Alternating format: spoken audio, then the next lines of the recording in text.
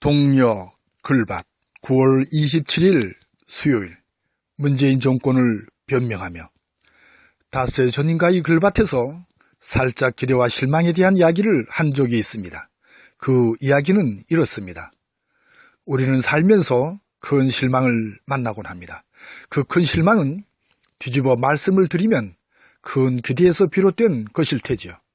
그래서 가끔씩 권하는 말씀이 너무 기대를 걸지 마시라는 것입니다. 누구나 겪으셨겠지만 기대를 걸면 열의아홉은 실망하게 됩니다. 문제는 기대에 있는 것이 아니라 욕심이 끼어들어 기대를 너무 높게 잡았기 때문이죠. 그만큼 바라는 바가 강했기 때문일 테니까요. 북한의 핵실험과 미사일 발사에 따른 사드 임시 배치를 시작으로 해서 문재인 정권에 대한 실망의 목소리가 조금씩 커지고 있는 것이 사실입니다. 누구보다 사드 배치를 반대했던 님이었는데 정반대의 길을 나선 셈이니까요. 이에 대한 백성들의 실망은 이만저만이 아닙니다. 이러려고 촛불을 든 것인가 하고 물을 정도니까요.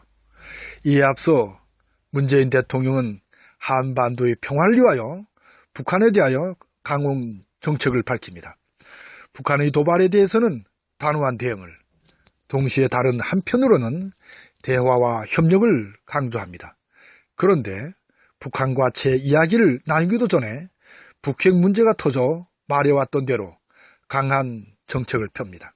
즉각 대응 미사일을 쏘아올리고 그러면 협력과 지원은 없다며 말폭탄을 던지기도 했으니까요.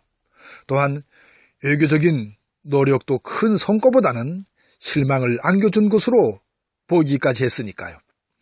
러시아 대통령인 푸틴과의 정상회담에서 북한에 공급되는 원유의 중단을 요청한 대목에서는 이건 아닌데 하는 그야말로 아찔한 생각까지 들기도 했으니까요.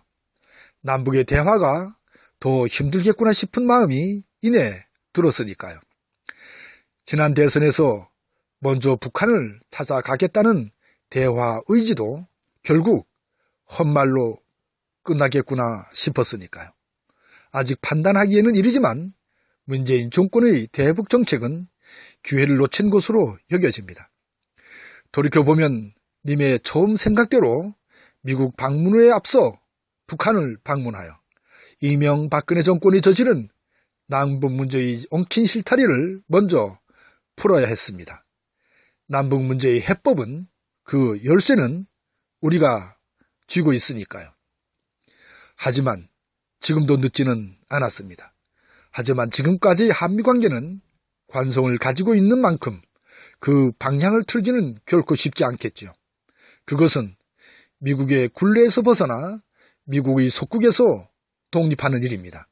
그것은 나라의 자존을 되찾는 일이기도 합니다. 하지만 문재인 정권에 그것까지 바라는 것은 어쩌면 지나친 욕심일지도 모릅니다. 미국이 견디지 못할 테니까요. 미국이 북한에 가했던 압박 정도를 이겨낼 힘이 과연 우리에게는 있을까요?